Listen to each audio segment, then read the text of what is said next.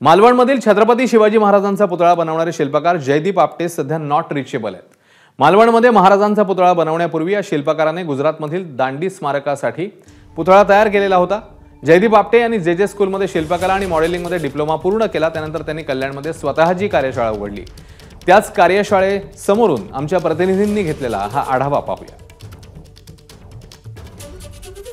जयदीप आपटे यांच्या आपण कल्याण येथील कारखान्यामध्ये आलेलो आहोत। या ठिकाणी काही सैनिक आहेत।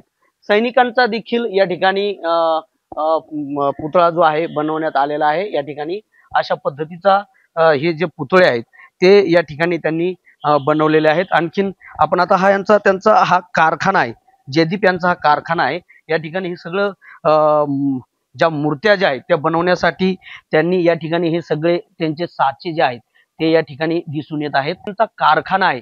या कारखान्याला आता जर पाहिलं तर टाळं लावलेलं आहे। कल्याण येथून त्यांच्या राहत्या घरातून ते पसार झालेले आहेत। मात्र आपण आता एबीपी माझाची टीम ही जी आहे ती जयदीप आपटे यांच्या कारखान्यावरती पोहोचलेली आहे आणि या कारखान्यामध्ये त्यांनी अशा पद्धतीने मूर्त्या जे आहेत ते बनवण्याचं काम केलेलं आहे। कदाचित जो पुतळा जो त्यांनी बनवला आहे तो पुतळा या ठिकाणीच बनवण्याची शक्यता नाकारता येत नाहीये। सुरेश काटे, एबीपी माझा, कल्याण।